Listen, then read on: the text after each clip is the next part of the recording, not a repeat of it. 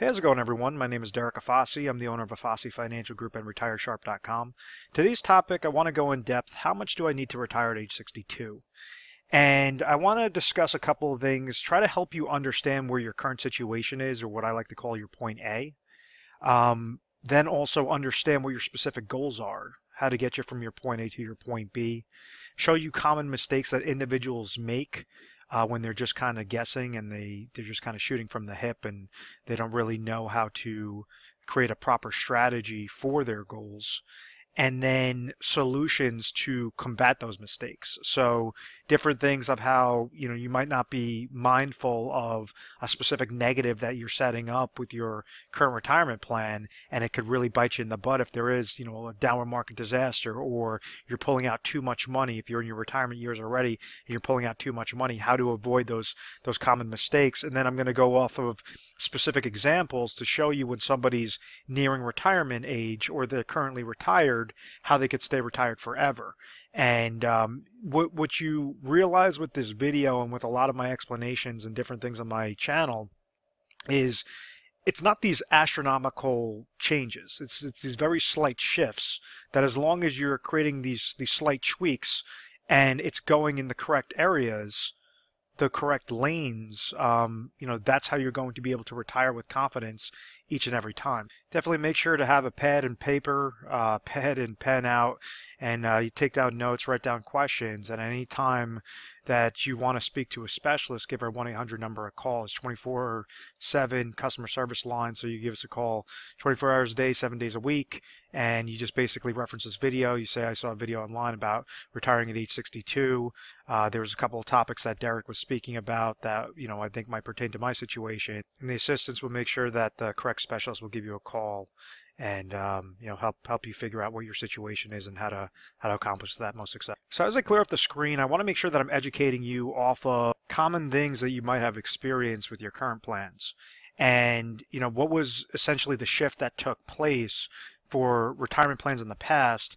What are you now susceptible to, and what are some different question marks, and how to basically close up a lot of those gaps.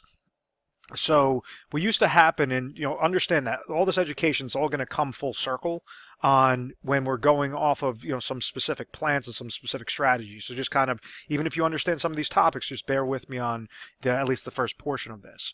But what happened in the past was individuals were able to work for a company and they were offered something known as a pension plan.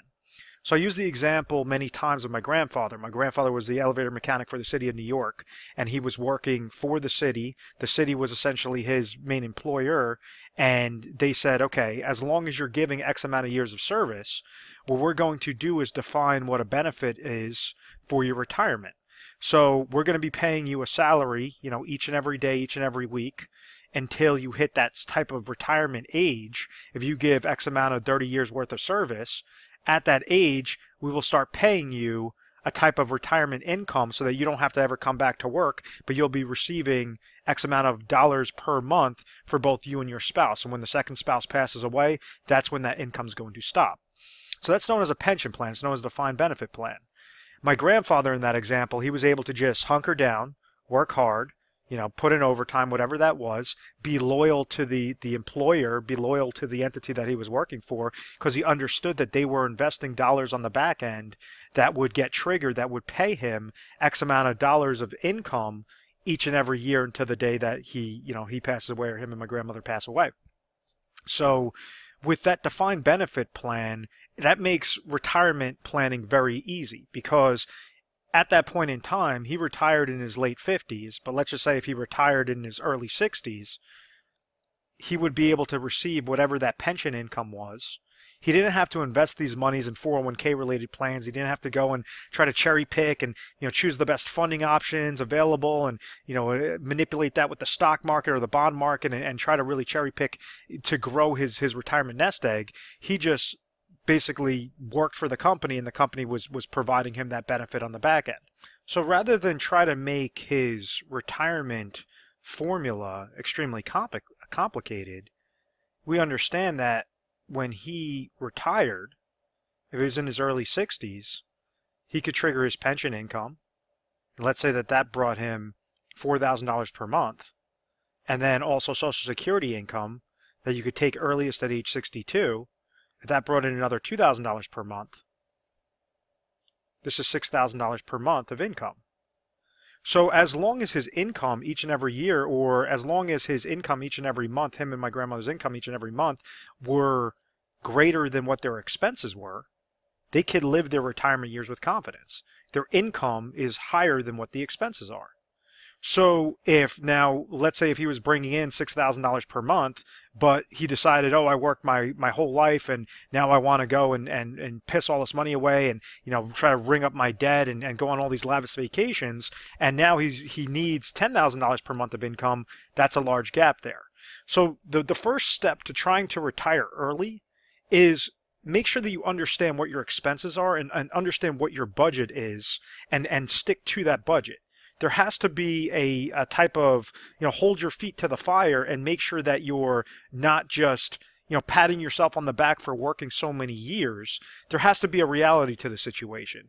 If you want to go and try to, piss money into the wind after you retire, that's going to result in a very large mistake. And what's going to occur is you could try retiring when you're 62 and then realize, oh my gosh, I have no more money left by the time you're in your 70s. And now you have to go back to work. And, everything that you thought of retirement being this great, wonderful thing did not occur. So the first thing is you definitely have to stick to a set of rules, stick to a specific plan. The most important one is be conservative and understand what your expenses are and really own what your expenses are. So now I also understand that individuals watching this video, majority of them unfortunately do not have pension plans, or if they do have a pension plan, it might be, such a small dollar amount and there might be some other savings involved that you had to save yourself. So this is where you had the implementation of ERISA, the ERISA Act of 1974, which shifted how retirement plans, worked. And what happened was, rather than the risk being thrown onto the employer, so like my grandfather's situation where they were investing dollars on the back end to provide him a set retirement income stream for him and my grandmother until the second spouse passes away, and they're trying to calculate what that actuarial data is to say, okay, we have to give away X amount of dollars per month, but realistically they're going to pass away when they're in their 80s, their 90s, and we're going to utilize the law of large numbers. That entire ball game and that employer risk has shifted after that ERISA Act of 1974. And what it did was it allowed individuals, it allowed employers to create sorts of retirement plans for employees that the employees could invest themselves, and therefore transfer that risk from the employer directly to the employee. Hence the implementation of the 401k plan. So if you've ever heard these retirement terms, a pension plan could also be known as a defined benefit plan off of a 401k plan or other type of qualified plan like a 403b, a thrift savings plan, 457 plan, are known as defined contribution plans. And it's not that complicated of a term. All it's saying is that the employer defines what the benefit is under a pension, as opposed to the employer just defines that you could contribute into that plan, defined contribution plan. So that's basically the more complicated of the difference between defined benefit versus defined contribution. Now, with 401k plans, the way on how these work, and actually let me clear this off, how a 401k account grows, I want you to think of that like a bucket. As you have an individual that's working for an employer, the employer is obviously paying this individual a type of salary or income, and now they're saying, okay, when you start working for us, we're going to give you your employee benefits package, or it's going to have your your health insurance, life insurance, different ancillary products, and then also you could add dollars into a 401k each paycheck or every pay period or each month or at the end of the year, whatever that case might be. So as this person's getting paid, let's say this individual's making $100,000 in a given year, and they decide to put away 10% of their salary into their 401k plan, that shows that the contributions being placed into that 401k plan are going to be $10,000 for that year. It's basically a percentage off of whatever the salary is, and then that's what's going to add in the contributions. 401k plans, in order to further incentivize somebody to add dollars in there, the employer saying, hey, we're not just completely screwing you over and not giving you a pension plan. What we're going to do is try to still retain good employees here, or at least provide you an incentive to invest into this plan and to try to stay with our company. So we're going to give you something known as a match. So this is where you might see like a 3% match off of your money. So if somebody's making $100,000 and they put 10% of their salary in there, that's $10,000. They're going to also receive $3,000 of a match. If they put $3,000 in there, then they're also going to be receiving $3,000 of a match. If they put $1,000, which is only 1%, they're only going to receive $1,000 of a match. So it's usually up to that specific percentage, and then sometimes you have different variations of that. But the point I'm trying to make is this 401k bucket, or these qualified employer-sponsored retirement plans, they grow by the contributions and the rate of return that's associated with that type of 401k bucket. So the rate of return, these are determined by the different funding options available. So rather than having the employer invest those monies for you on the back end and decide how much income you're going to be receiving by X amount of years of service, they're saying, nope, we're washing our hands of this. We're going to tell you, okay, you have about 10 to 20 funding options to choose from, but it's all on you. You know, we might give you some different educational pieces, or might assign a financial advisor that you could ask questions with, but ultimately it's whichever options you choose. Think of them as eggs in your basket. That's what's going to determine what your rate of return side is. So when you had the implementation of ERISA in 1974 and then the implementation of 401k related plans in 1978, well, now you had this large shift from defined benefit plans to defined contribution plans. And what did it do to the stock market? What did it do to growth rates when individuals were contributing to their 401k? And now what you're doing is you're releasing a fire hose. This whole baby boomer generation is now adding more and more and more dollars into the market. So now we saw this extreme growth on a rate of return side on these 401ks and these types of qualified related retirement accounts, or investment related plans. So as an example, this is a chart of the Dow Jones Industrial Average from its inception, and it's showing you that yes, during certain time frames, the market went up, the market went up, the market went up, the market went up. It was more gradual, and then all of a sudden, what happened from 1980 through 1999? You had over a 1,270% gain into the market. So it's like that fire hose that's being released into the market, and therefore it's inflating the rates of return from all those individuals that are placing more and more dollars into their employer-sponsored retirement plans as a defined contribution retirement-related accounts. Now, what occurred from 2000 going forward was obviously we had the tech bubble bursting, we had the Great Recession, and most importantly, we now had individuals that were pulling monies out of the market to live off of for retirement income.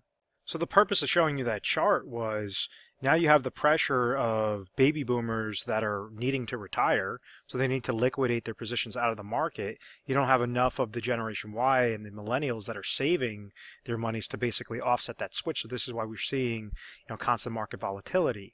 And it's not so much like, obviously the market's been doing really well for the past year or year and a half or so. The point that I'm trying to make is that you can't just set it and forget it anymore. You now have to have a strategy. Because if you're going and you're trying to accumulate your dollars, like when somebody's planning for retirement, when they're nearing age 62 for retirement, they're in something known as an accumulation stage. So what they're trying to do is efficiently, from their point A to point B to that retirement age or to their retirement years, they want to efficiently accumulate these dollars. In order to efficiently accumulate those dollars, they have to make sure to eliminate as many holes out of this bucket as possible and eliminate when this rate of return side comes back negative, like a 2001, like a 2008. And case in point is in 2008, you had average portfolios lost anywhere between minus 30% to minus 60%. So if somebody walked into the year with $1 million and they said, okay, great, I'm going to retire, I'm going to pull out 50 grand out of my 401k related bucket or qualified retirement related bucket, they pull out that sort of money, then they get drilled with a 40% drop or a $400,000 loss. And then on top of it, they were paying, 1% in mutual fund related fees, 1% in advisor fees, or we'll call it 10 grand, all these different micro shifts that are further negating how much growth is actually occurring in that bucket. So this person would have walked into the year with $1 million in this hypothetical example and would have walked out of the year with minus $470,000. Their new account value would be $630,000. They pulled out 50 grand and their new account value for that next year is $630,000. That's a lifestyle change. That's something that you want to eliminate at all costs, something as drastic as that. And I'm not trying to go and just say, okay, this is something that will never happen. These are things that have happened. These are things that I've seen it with many individuals that have called me up after the fact regarding their retirement accounts and regarding just kind of setting in and forgetting and hoping that they were with an advisor that knew what they were doing. And, it's just very unfortunate with a lot of those cases. So what I just explained in that segment was reverse dollar cost averaging. I'm saying that it's basically the power of compound interest that could negate retirement accounts, and it's basically due by compound interest of negatives. So when you have, if you're investing your monies, your 401k related accounts or different retirement related accounts, let's say you're investing in mutual funds and different really expensive related accounts or investments, those are fees that are involved with there. You might be leveraging a financial advisor, those are additional fees. So think of them as little holes in your bucket. If you get hit with a downward market loss, that's a further negative. That's a further hole or a larger slice to that bucket. And when you start pulling out income, that's a further negative. That's another hole that's coming out of it. And let's say that you now have to combat inflation because your cost of goods and services might be increasing to purchasing power risk throughout your retirement years. So you want to make sure that you at least have a plan set up for inflation, because if you have to pull out more money, that's going to be further holes out of this bucket. So what we're seeing is the power of compound interest, rather than work towards that account and work favorable towards that account, it's actually starting to negate and making individuals outlive their retirement savings very easily. So for the first stage, when you're nearing that age 62, if your ideal age is to retire at age 62, you just want to make sure that the closer that you're getting there to that stage is you just want to be very efficient with what your fee structure is, what the funding options that you have available to you. So like with a typical 401k related account, I say there's about 10 to 20 funds to choose from, or 10 to 20, think of them as eggs in your basket. So if you're controlling, basically the dollar amount that you're able to control into a 401k plan is your contribution side.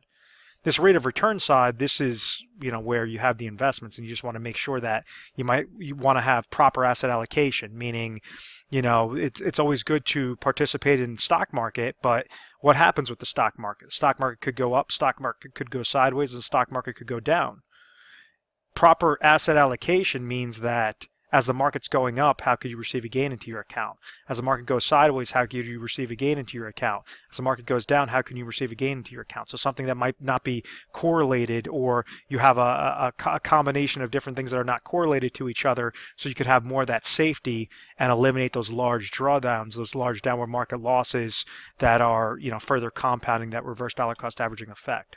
And what I mean by that is different asset classes. So one asset class might be stocks, and then you could break that up into like domestic stocks or international stocks. Then another non-correlated or negative correlation might be a bonds. Then you might have commodities, and break that down into gold. You might have real estate is another one. So you have these slew of combinations that you might have available in your 401k through different indexes or different mutual funds related within there that will give you a proper asset allocation strategy. So, that's something that as you're nearing that ideal retirement age, how exactly can you be more efficient, more effective, with that strategy? And that's something that we try to help out with. We run like 401k stress tests, and we try to show you different actually science and math behind it to see what might be ideal for your exact situation with the eggs available in your basket to choose. Now, why is age 62 such like a focal point? And the reason why is because age 62 is when you could trigger Social Security income the earliest. Now, you have some advisors that they'll say, oh, always wait till age 70 to trigger. You have some advisors that say trigger income, Social Security income as early as possible. My philosophy on it is it's whatever works for your specific situation. Each situation is going to be different, dependent upon you and your spouse, the different ages, the different sorts of benefits, the survivorship benefits, different things that you could leverage within the Social Security income system is ways on how you could supplement that income. And we understand that as long as your income in retirement is greater than what your expenses are, you will have a confident and happy retirement. So the large misconception, though, is individuals try to associate Social Security with Medicare. Now, Medicare, which is a health insurance for obviously senior citizens, right when you're hitting age 65, you could have something known as like a Medicare supplement plan or a Medicare Advantage plan. It's basically health insurance on a national scale that you're eligible for when you hit that age 65. This does not mean if you're triggering Social Security income early at age 62 that automatically your Medicare is going to kick in at age 62 as well. That is not the case. You have to wait until age 65 for that Medicare or the Medicare supplements and all those different plans to kick in. So, if you have the hopes of retiring at age 62, but therefore now you have to come out of pocket at some astronomical price for that health insurance for those next 3 years, it might make more sense to wait those extra 3 years just so that you could trigger Medicare or make sure that you at least have Medicare umbrella over your head, to have your health insurance covered. That's a very large expense. That's something that could liquidate retirement accounts very easily if you come into those medical ailments. So just make sure that, as you're saying age 62, it does sound good, but make sure that you have your health insurance that is set up at that time.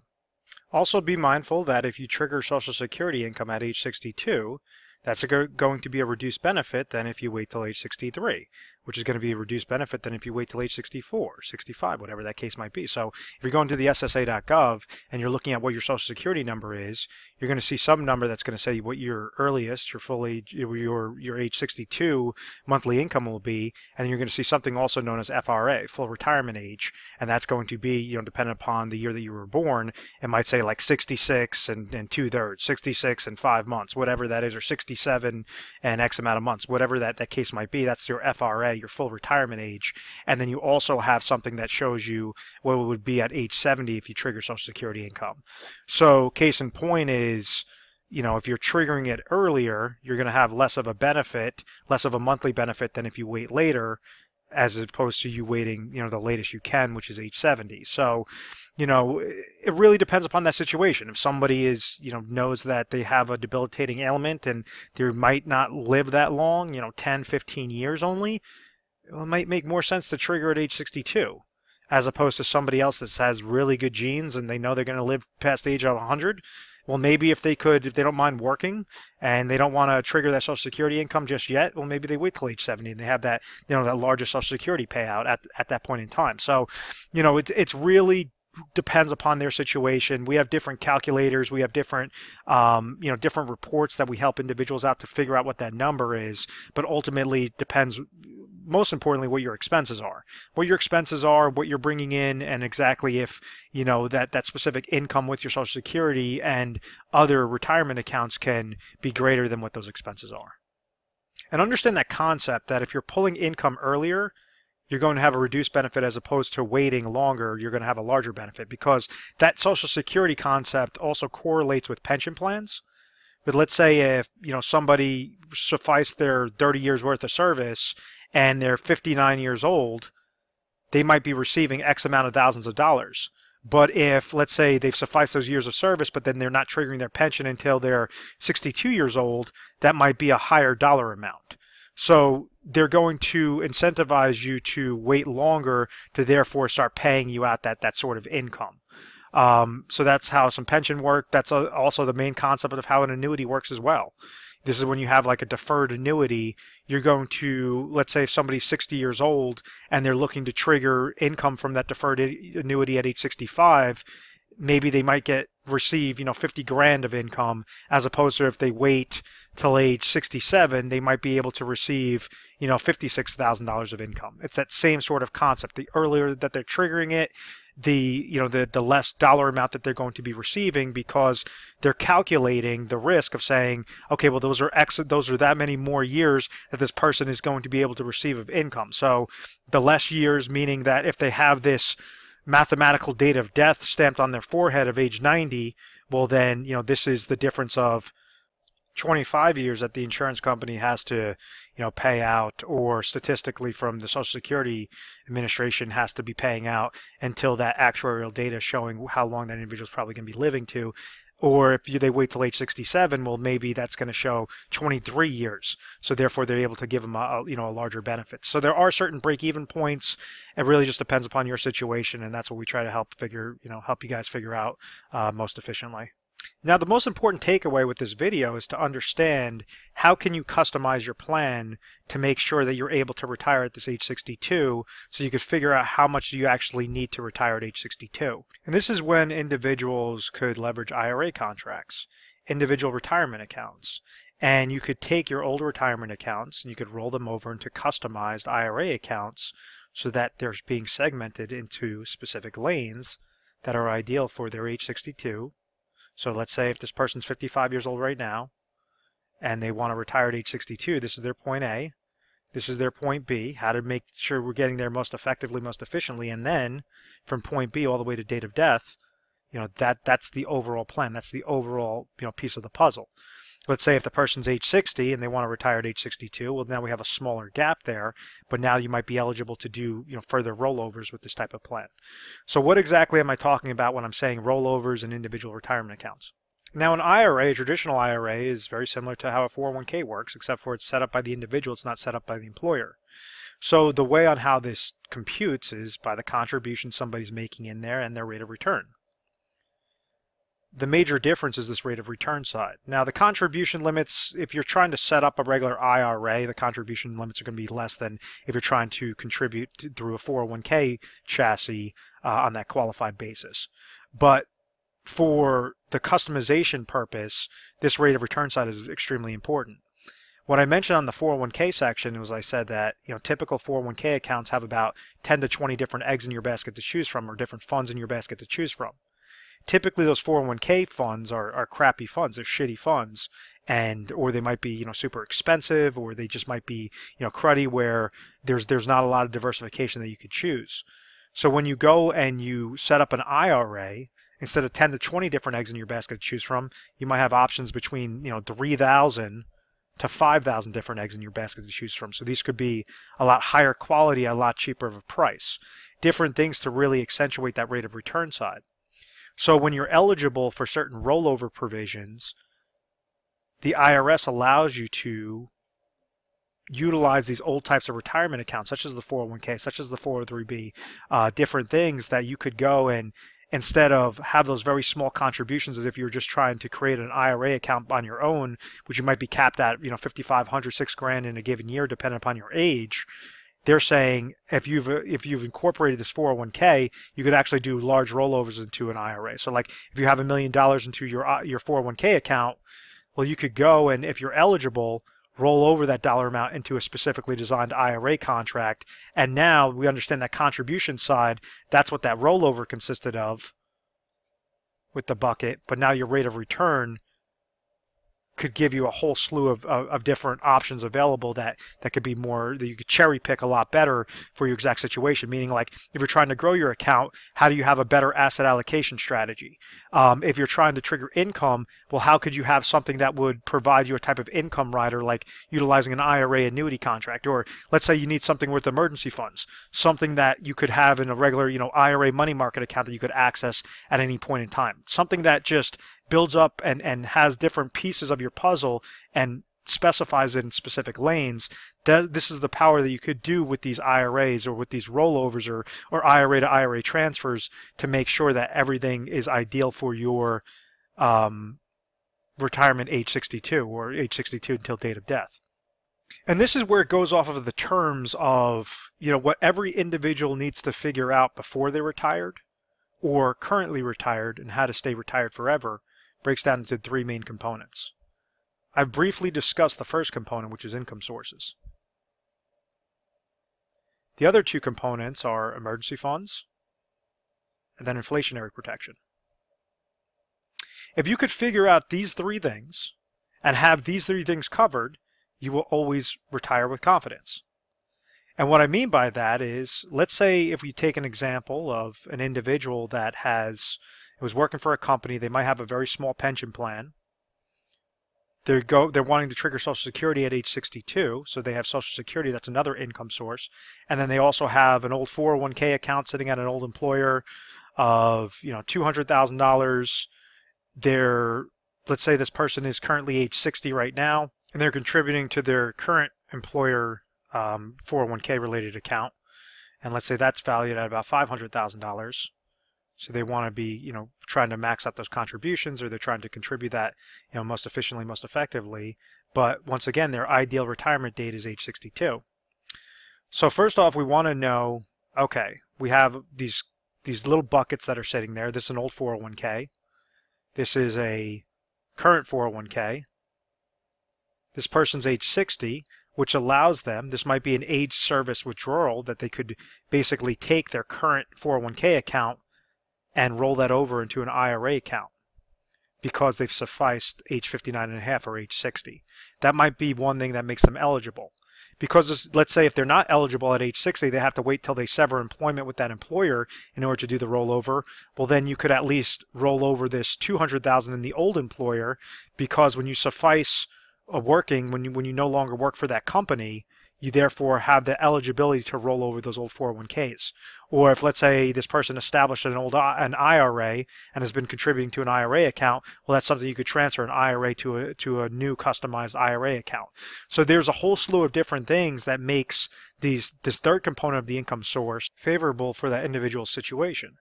So the first step is to figure out what are their current accounts, how are those current accounts held, are they eligible to roll over those current accounts to have it into a better IRA account? Does it make more sense to go and roll that over into an IRA and to customize that option? Does it make more sense to just leave it at that 401k account? So we want to figure out what exactly they currently have, and then what exactly is the goal. This person says that they're currently age 60. They have $500,000 sitting with their current employer. They have $200,000 sitting with an old 401k. At age 62, they're going to have pension income stream that they're eligible for, that they're able to receive. And let's say that's going to bring them $20,000 a year. And let's say at age 62, they're able to receive another $30,000 of Social Security income. So right there, it explains in a very generic sense what their assets are. Income sources. What exactly are their expenses? And how much has their income sources already suffice what their expenses are? So let's say that we go and we send this client, this prospect, a budgeting sheet, a budgeting analysis to say, okay, let's figure out at your current age 60, what are all your expenses right now? At age 62, what are your expenses going to be? Are you no longer going to have a mortgage over your head? What exactly are, this going to be a reduction in expenses? Everything to the decimal point as best that you could fill that out. You could look at budgeting sheets. You could look that up on Google. We also have ones at our office that we just basically send over to you and we explain to you. But it's not that complicated. It basically says, okay, what's your expenses? What's your monthly expenses? What's your monthly income? All these different things. So let's say at age 62, we understand that this person is going to need $70,000 from age 62 to the day that they pass away, them and their spouse passes away, going forward. So what it tells us is that they're able, between the pension income and the Social Security income, that's going to bring them 50 grand. But their expense gap is larger. They need $20,000 of income to live off of for retirement monies. Let's say if this individual decides they're not going to try to utilize the IRA route and they're not trying to try to set up an actual plan, they're just going to roll the dice and hope that their accumulation strategy that they've grown these dollars to, this $500,000 over there and $200,000 in their old 401k account, they're just going to basically stay susceptible to that risk. What they're doing is they're leaving themselves exposed to that reverse dollar cost averaging effect of saying their 401k is going to have different 401k related fees. If, let's say, they want to go and utilize an advisor for that to monitor their accounts for them, that's going to have an additional fee. That's going to be an advisor fee. Let's say if they're just leaving themselves susceptible to downward market losses, well, now that's a third negative. Now they're going to try to pull out more and more income. So if they have a large drawdown, a large downward market loss that occurs, this could liquidate, even though it is a lot of money, $700,000, this could liquidate it very quickly if they're not at least taking a proper approach.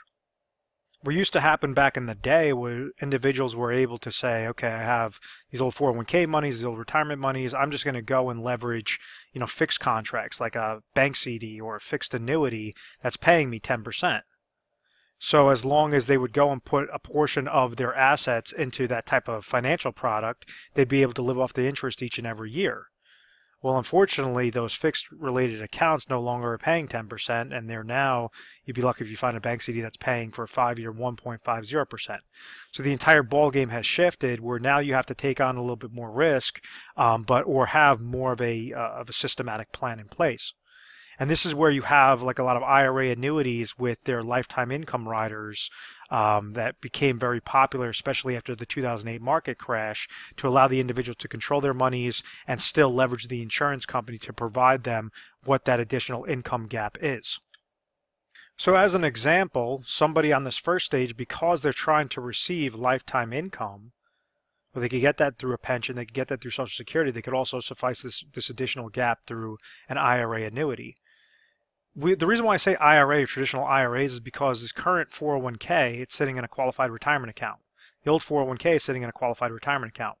If you try to just liquidate those monies and throw it into your checking account, you're going to get dinged with full taxation. So when you do a rollover, it's just creating a new qualified retirement account, so it's being transferred over successfully without getting dinged with all those taxes.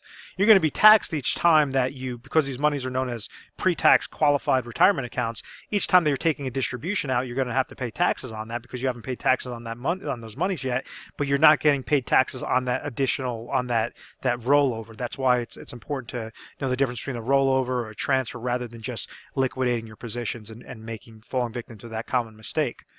So in this situation, out of the $700,000, let's say they're eligible to roll over these dollars. Well, maybe it's going to cost $300,000 in the top annuity-related product, IRA annuity product, at their current age 60 to trigger income at age 62 that will provide $20,000 of lifetime income for both, that person and them and their spouse to the day they pass away.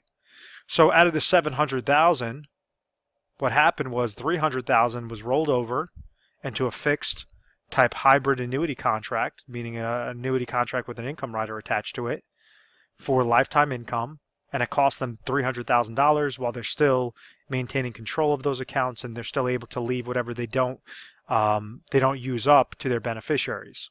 And that's a whole nother conversation. You could review videos on different IRA annuities and different things that I've had out there, on my Retire Sharp channel. But understand that we don't want to try to go after the full dollar amount. We only want to put the correct dollar amount into that specific lane. So the income sources, we want to take $300,000 in this hypothetical example towards the income source IRA lane. So this is IRA number 1, and this is telling us that they will receive $20,000 of lifetime income. If this person, lives till 120 years old, that's still going to be suffice because they leveraged 300 grand off of their original 700 to go into the IRA number 1.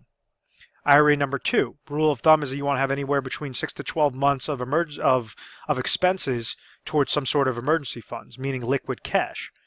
So out of this $400,000 that's remaining, maybe this person wants to take $50,000 and put that into an IRA money market account. Something that they could access at any given time. It's not going to gain, it's not going to lose, just something that they have extremely safe that they could access in case of an oh my gosh moment that occurs. So now that tells us that we have $350,000 more left to invest with. And now this could combat that inflationary need.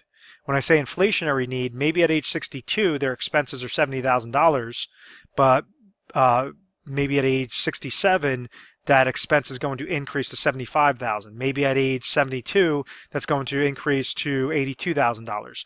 So you're going to have some expenses that are going to be fixed, some expenses that are going to be tied to purchasing power risk and inflationary risk, like the cost of goods and services increasing. So this is how you could grow your account most effectively, most efficiently. You could utilize this through an annuity laddering strategy, or you could set that up with different managed money concepts, proper asset allocation, different things that are a lot cheaper cost, different things like tactical managed money or passive strategies, things that will just make a lot of sense, that will make more sense than leaving it with your current 401k related accounts. So in that hypothetical example, we took two different, account situations of 500,000 and 200,000, and we might have created, 3 separate IRA accounts or 5 or 6 separate IRA accounts that are now being customized to a specific need. As long as you get step 1 and step 2 covered, then inflationary stage is something that you could have a little bit more fun with. You could say, okay, well, I'm going to have a more risky growth strategy, and anytime that account really does well, then I'm going to take an extra vacation that year. Or you might want to have a fixed conservative strategy that just says, I want to make sure that I'm having a return, of my money rather than on my money. So you could splice this up in a whole slew of different ways on that step 3, but what we're not doing is we're not guessing. We're at least, placing these IRA accounts into specific lanes to make sure that, yes, you could retire at age 62, but how much you need to retire really depends upon what your expenses are, and making sure that you're not splurging. You're not just, patting yourself on the back and saying, you worked hard and now you deserve this and now you could be, foolish with your money. You, more than ever, you have to have a strategy, because with retirement, you only have one chance to get things done correctly. Many times what we see are negatives of somebody, having these $700,000 accounts, and then they'll go and try to just throw that all into specific investments. And even though the reports are coming back that the investments have a 80% chance of basically providing them enough income from now until the date of death, that's still a risk. We only want to see things that have a 100% chance of success. 80% chance is not good enough. And the case in point would be like if you're going on an airplane and your pilot comes on the loudspeaker and says, "Hey, congratulations, there's clear skies and we have an 80% chance of getting to our destination successfully." You're going to see everybody running for the doors and trying to get off that damn plane. That's the same way you have to take your retirement and your retirement lifestyle, in your own hands. Is you only want to see 100, or what I always recommend is 100% chance of success, to make sure that we're leveraging all components, and it will get you from your point A to point B all the way to date of death successfully, and so that you don't have those worries. So I hope that all that makes sense. Let's say if we're going through those 3 combination of things, and same situation, somebody has $700,000, but their income sources of their pension income are $40,000, and Social Security income at age 62 is going to be $30,000, and they have $70,000 of income, but they only have $40,000 of expenses. Well, you definitely do not need to leverage an income annuity as your first step, as your IRA. You could automatically go to step 2 and say, okay, well, 50 grand could now be my IRA number 1, and it's just going to be in a money market account. And then now step 3 could be more spliced up into several IRA accounts that have more of that risk. Or you might be able to just leave it into that 401k related account and not even have to stress about, pulling those monies out, or having a concrete strategy. So, obviously that's a good situation, but all because I'm mentioning the words annuity, or I'm mentioning the words, manage money and all, doesn't mean you have to go into that lane. Each situation is going to be different. It's just making sure that you're understanding the basics of it, and these small shifts could have a very large impact towards, successful, sort of successful, confident retirement. So in closing, I hope you found value in this video. Please feel free to subscribe to our YouTube channel, Retire Sharp, so you can have access to the most updated videos. At any point in time that you found something interesting, feel free to give our 1-800 number a call. It's 1-800-566-1002. We're available 24 hours a day, 7 days a week. A more efficient way on how you could schedule an appointment with us would be to go to our website. It's going to be in the little URL attached at the description of this video, is retiresharp.com, or you could type in afassifinancial.com. It's all going to bring you to the same place. And you're going to see a little icon that pops up on the bottom right-hand side. It says schedule an appointment or book your strategy session. So now you could specify it a little bit better and say, hey, I really want to make sure that, based upon your schedule, based upon your calendar, you'd say, I'm really interested in retiring at age 62. Please make sure that the correct specialist gives me a call at that time. And there's many times that I'm the one making the phone call, so you could you could ask to speak to me directly, and I'll be sure to help out your exact situation. So once again, I hope you found value in this, and give us a call and we'll try to help you out best way we can. And thank you so much for watching. Take care.